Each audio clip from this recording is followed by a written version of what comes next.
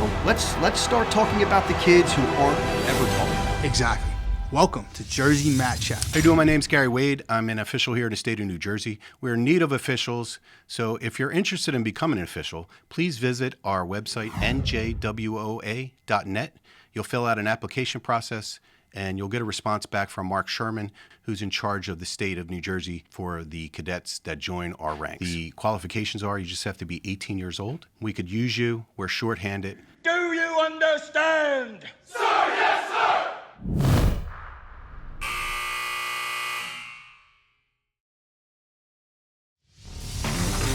Welcome back to Mat Chat. Today, it's my pleasure to finally welcome three-time district champ, two-time state qualifier, and state medalist, Luke Johnston from the Howell Rebels. Thanks for having me. Man, hell yeah, pleasure, man. Can't wait to do this. So, I heard all about you growing up. I got actually a funny story for you. Your dad sent me videos that were filmed way long ago, man, with a lot of kids that were on Mat Chat. Yeah. And I'm watching through them and stuff, and they were asking, what's the one rule you would change in wrestling? And, everybody's saying something different. Maybe weigh-in should be the same day. What I would call normal stuff. Do you remember what you said? Maybe a three-point takedown? No, you didn't. You know what you said? You said that you should be allowed to make a decision if you wear a headgear because it's your ears. Oh, yeah, I do remember that. Yeah. One thing that I think should be changed about wrestling is I don't think you should have to wear your headgear for tournaments because it's my ears and they shouldn't care about your ears. If you want your ears to get messed up, then they get messed up. Yeah, I did say that. And I was like, man, this kid's wild, man, even back then. So tell me, how'd you get into wrestling? How'd that all start out? To be honest, I kind of grew up around baseball. I feel like my dad was a baseball coach, but he obviously was a ref, so I was always around wrestling. And middle school wrestling, I remember, going to random middle school matches and thinking those kids were like God. And, it's pretty funny now looking back at it, just mediocre kids and thinking they're, the best thing ever. So I feel like, when I was around baseball kids, they were just regular kids. But when I was around those wrestlers, like something about them was special. I just feel like, the mindset, just like you out there, I feel like there's always been like something different when it comes to sport of wrestling that kind of attracted me to it. And just a size thing, I knew I wasn't gonna be a big kid. My mom's like 5'1", my dad's not very tall either. So, my dad made a decision that I'm not gonna be a D1 baseball player. I'm probably gonna be 5'6", 5'5" maybe. So, wrestling was kind of where it was if I wanted to have a future. So, I started when I was 4, didn't go very well. I think I won like one match and got back into it when I was 8. And it was a good decision to kind of take that time off. And then when I was 8, ever since then, I never looked back. So. When did you start to realize you were a hammer and stuff? When did it start to get better and better? Honestly, when I really started to feel like confident in my wrestling is probably when I went to Rhino wrestling. I went to Spaz and just some other local stuff. But Rhino, I feel like, doing privates, I think with Mark Gray was one of my first coaches, and just being around a guy that I knew was very good and wrestled in college at a high level and all that stuff kind of, brought me, I wouldn't say to that next level, but, kind of made me feel confident, feel like I belong at a higher level. Who were some of those kids you looked up to, too? And what were some of those names and stuff when you were coming up? Oh, I remember when I was real young at Mario Mason's club. It was always Colin Wick, and then Cooper Ponteladafo, two long last names. But those two kids were like the first. And then going to states, actually funny, the one guy I really remember is actually one of my main coaches now, Kyle Slendorn. Really? Yeah. Slendor, yeah. And I remember watching him, seeing him wrestle, make the state finals. Nick Ramo was the big one. Dean Peterson, but I was a little bit older then. And Nick Suriano, I was always a big Nick Suriano guy. And just seeing those guys, win something, give me something to look up to. And the one thing that my parents did a really good job is my best friends growing up, I've always been around really, really good wrestlers. So to see my friends win, even still to this day, win things that I'm losing, it's just like motivates you, keeps pushing you, and makes you want to be, like them. One of the things I definitely want to ask, man, is because I love watching you compete. How did you get to that pace, man? You got such a pace about you when you wrestle, man. It's just quick, it's speed, and I think you got the fastest tech in New Jersey, right? About 29 seconds. Yeah, I think so, yeah. 19 seconds, 29 seconds? I think it's 29. Yeah, 29. That's crazy, man. So did you develop that from watching other people, or was that something you developed on your own? It's kind of just me, personally, I can't sit still. So I kind of get bored if I'm just sitting there doing nothing. Sometimes I do, and that's kind of what I'm working on now. But, I just think it's more fun to score points and, go out there and attack, and I just feel like it's more fun. It's kind of like a street fight out there. I'm not just trying to sit there and do nothing, and it kind of bothers me when that's how kids wrestle. But yeah, I just think it's more fun, and I'm definitely working on now is like doing that to kids at the higher level. It's easy to do it on kids that wrestle 3 months out of the year, but doing it against the nationally ranked kids, the state champs, kids of a high level, and that's what I'm trying to do. Take us through some of your training regimen. I know are you a person who's loyal to one club, or do you like to train all over? Recently, I've been doing a lot of one-on-one stuff. I'm grateful to have a lot of good college guys in the area, or I go up to these RTCs that are starting up. Or like I said before, I'm friends with a lot of really good wrestlers, so it's kind of easy to just meet up with them and roll. But I've been loyal to NPR. Chucky Connor has been one of my main guys. Mike Lamb, and then I've been branching out, kind of going to Triumph and stuff like that. So kind of starting now to really branch out. But I wouldn't say I'm loyal to one club, but I kind of just try to do what's best for me that day. And yeah. You like folk style or freestyle?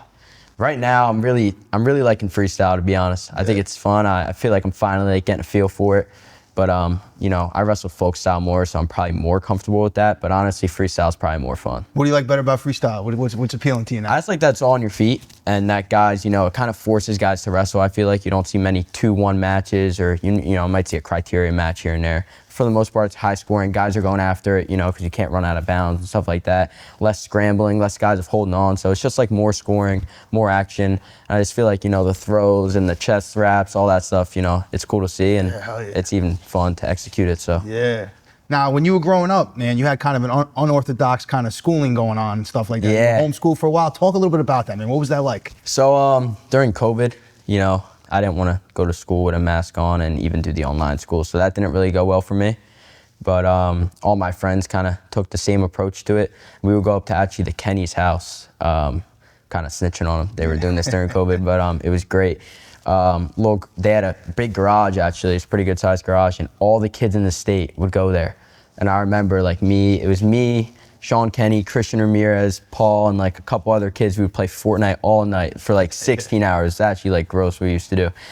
And then we would drive an hour, all of us, we would meet up, wrestle at their house, drive home, do the same thing. And we just did that all throughout COVID. And then it kind of just became like our lifestyle, So I'm not sure what all of them did. I'm pretty sure they were all homeschooled from what I remember. But then we just kind of homeschooled, and I liked homeschooling. I liked being at home. And I think I would like it more now, but unfortunately, you got to kind of go to high school.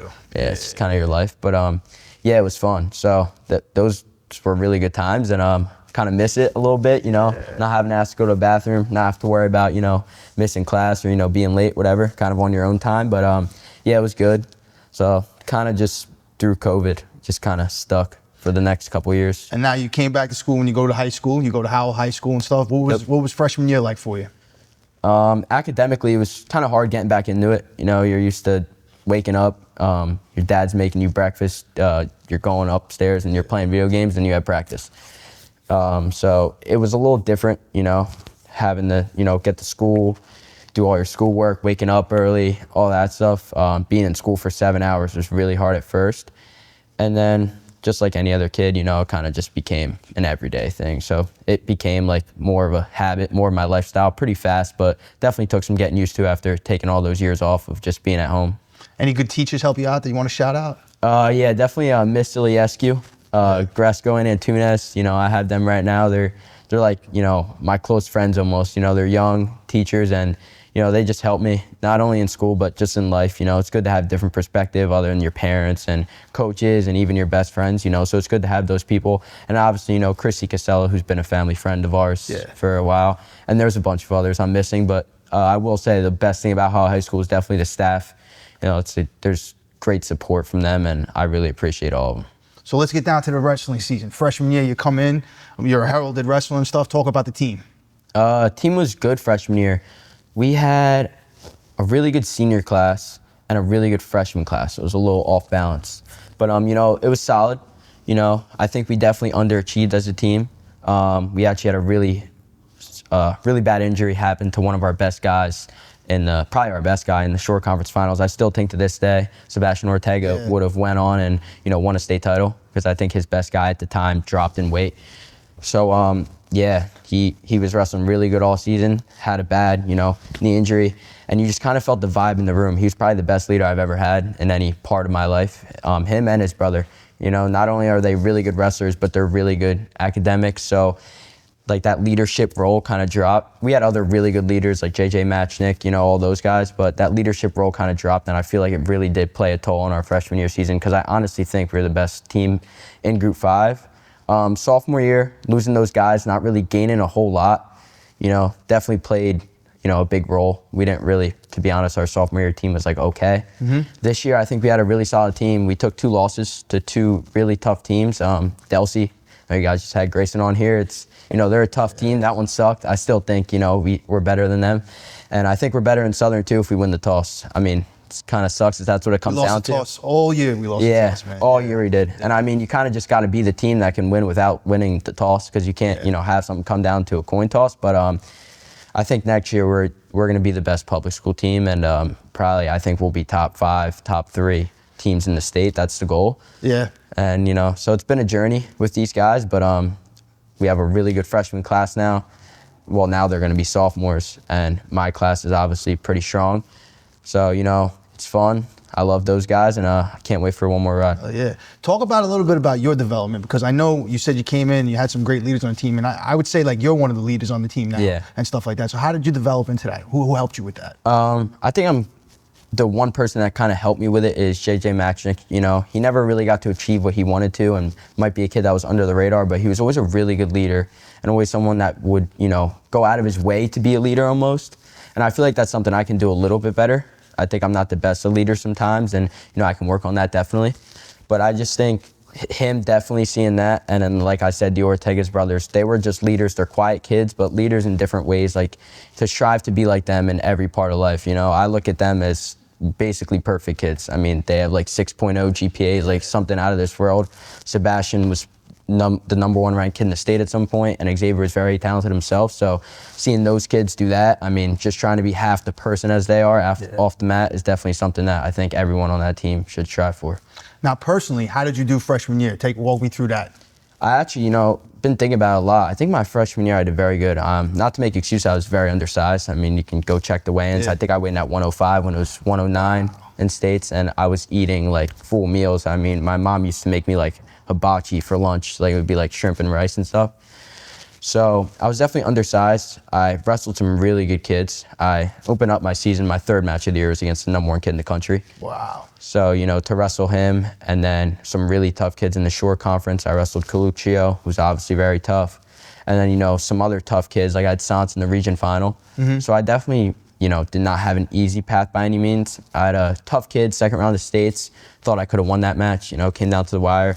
And then I lost a heartbreaker and, the wrestlebacks, and that one stings. But it is what it is, and I think I had a pretty solid year. I think I wrestled tough, and yeah. Quick question. When you first walked out in AC, was it different? Because I know you'd been there a lot as a kid. Yeah. What was it like coming out there and actually wrestling, hearing your name called, all that? So I was telling the freshmen this year, I feel like it's different than anything you've ever done. I think after they got to experience it, they all agree. The lighting there is different. You obviously it's an arena, so you feel really low. But I just think being around so many people that know you. Like you're in Jersey, everyone knows you for the most part, even if you're not a big name. Jersey people know Jersey people, it's just how it is. And, having that many people have your back, or, even those people that don't like you, just having them there, I think it's huge. And, I just think it's different than any other tournament. You don't get that experience, going anywhere else. So I think it was great. Definitely very nerve-wracking your freshman year. You're going out. I actually had a tough kid first round, a pretty tough kid. I knew it was going to be a good match. But going out there is definitely nerve-wracking. But, I feel like once you get there, you're, like, excited to wrestle. Yeah. Now you get back there your sophomore year. Was it easier? Was it a little better? Yeah, it was easier because, I knew what to expect. I've experienced the environment. As you experience things, obviously it becomes easier. But obviously, a little bit still nerve-wracking. I think every kid is going to be nervous. There's kids that say they don't get nervous. I think you're lying. Yeah, unless you're running out in a match where you have nothing to lose, then I think you might not have nervous. But other than that, every kid, no matter how good you are, whether you're going for your 4th state title or, you're a kid that's going to go into, everyone's going to be nervous. So. Yeah. Nervous, but that's normal. Now you made it all the way to the podium. Walk us through that year, the whole run. I actually don't remember a whole lot of it. Yeah, I made the quarterfinals. I lost, and I won my next two.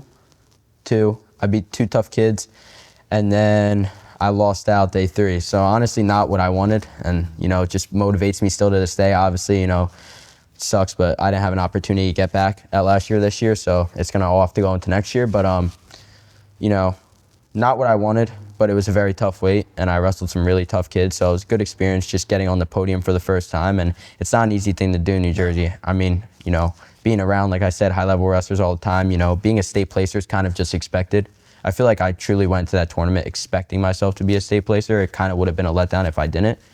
So, I mean, I don't think it's anything special. I mean, it's kind of just move forward now, and I don't really think about it much, to be honest. That's just because who you're hanging around with. It's special, man. Yeah. It's special to get up there anywhere for any of those kids, man. They get up there and stuff like that. I mean, you only get a certain amount of shots at that. Yeah. And then, you know, not only the fact of wrestling, but you got to make weight. You got to be disciplined. You got to be healthy. Yeah. You know, you can't be injured. You know, all that stuff no. you got to get through to make it through the year. You know, just to get there is definitely tough, man. It's a hard tournament, so, you know, I definitely give props to anyone that gets on the podium or anyone who even steps out there, you know. Yeah. It's a grueling tournament, and the kids that win it and do well there, you know, it takes a special person. You don't have your average kid going out there and winning a New Jersey State title.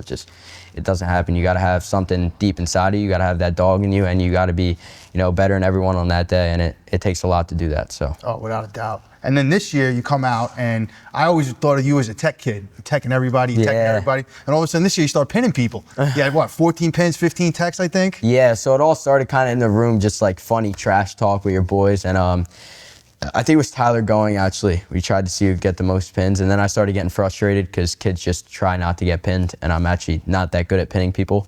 So I started getting a little more techs, and I think he ended up getting that. But yeah, I mean, pinning people, I just feel like, I like the feeling of when a coach is like, don't get 6, and, you know, you get 6. Or don't give up 6, that's what they say. They're like, don't get pinned, whatever, and you get pinned. So it's kind of my mentality this year is like, yeah, they know I'm going to go out there and beat this guy. I know I'm going to go out there and beat this guy. But, like, he doesn't want to give up 6. I want to get 6. So it's kind of like, you know, in my mind, it's kind of a loss if I don't pin a kid who doesn't want to get pinned. And now you wrestled all year at 120, and then for the tournament, you decide you're going to drop down to 113. Yeah. Walk me through that decision. To be honest, it's kind of probably the wrong decision now that I speak about it now, but it's totally a decision that was all up to me. I actually decided, I was kind of in the morning one day, and I was just like, I'm light. You know, I felt light. I felt pretty good at 20, but I was like, you know, I think I have a better chance at 13, you know, to be honest. That's kind of what went through my head. And talked to my coach, you know, he obviously approved of it. Talked to my dad. He, you know, is just always, you know, do what you want to do, and just gave me the positives and the negatives. And then I just made the decision to drop.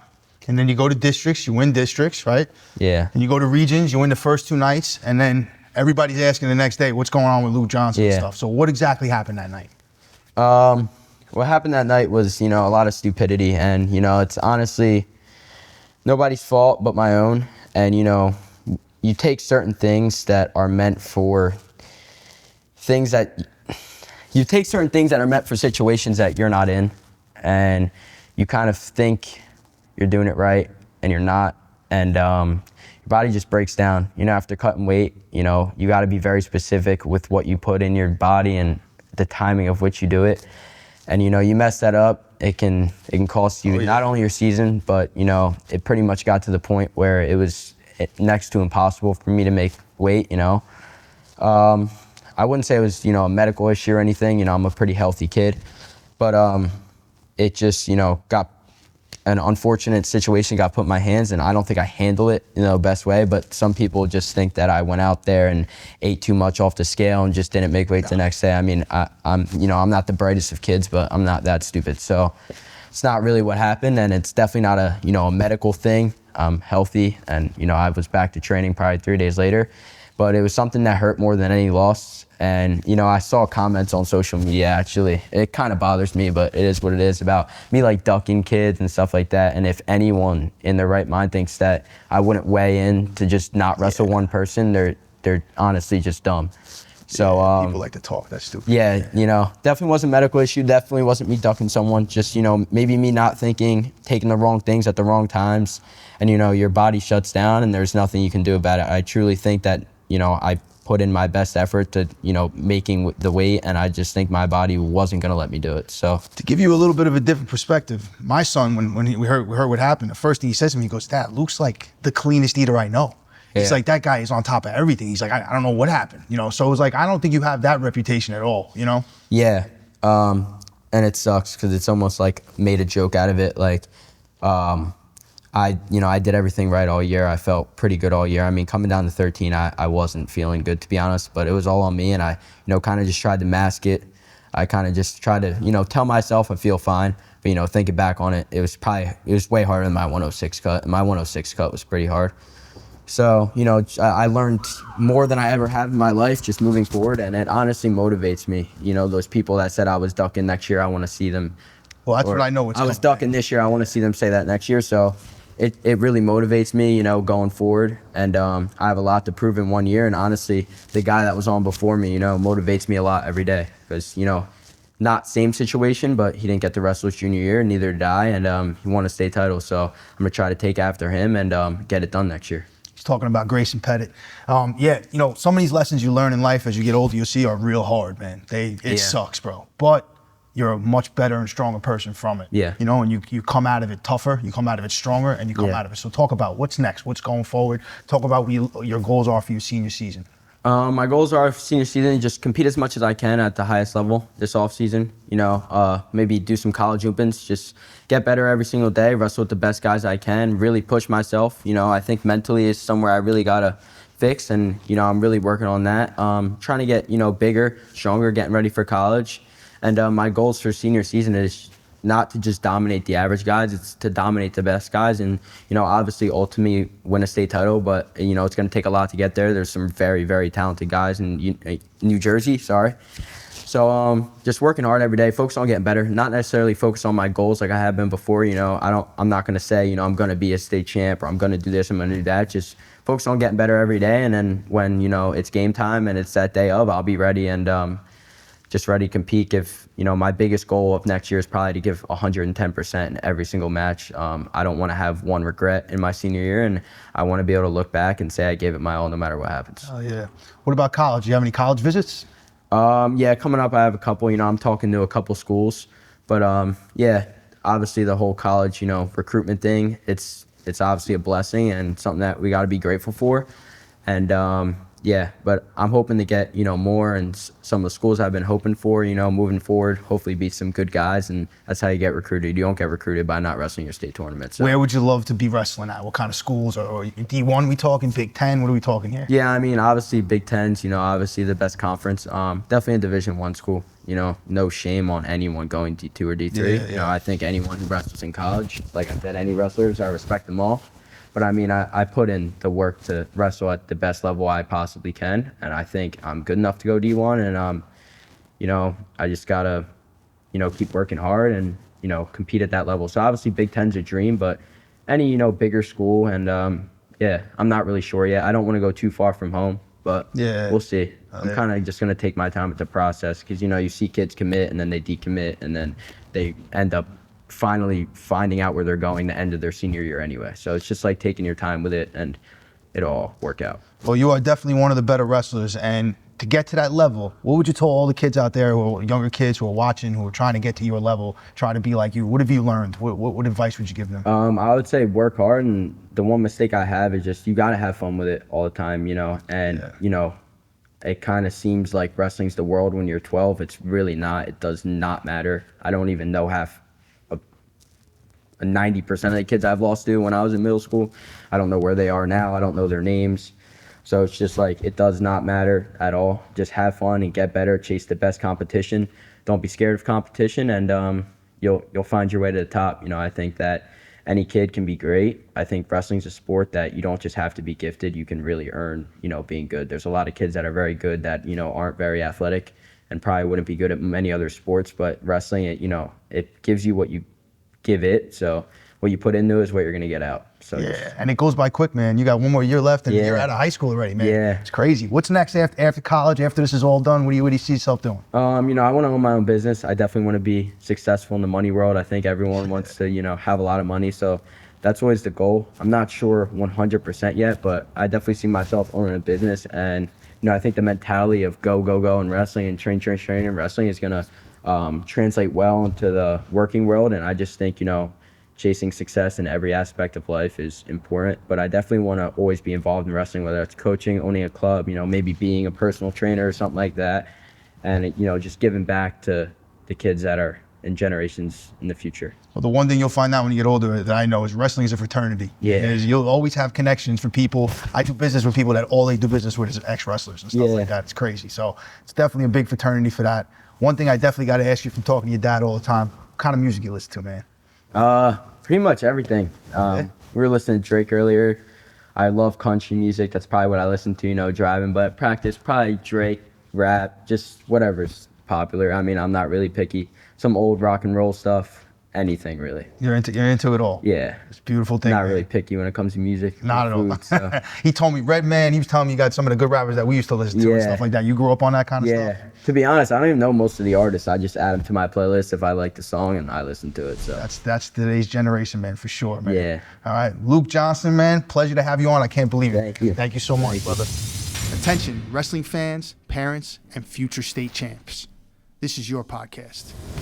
We're shining a light on the toughest high school New Jersey wrestlers and coaches who are building warriors one takedown at a time. Follow us, like, and subscribe on your favorite platform. It doesn't cost you anything, but it goes a long way to support the show. Don't just watch the journey, be part of it.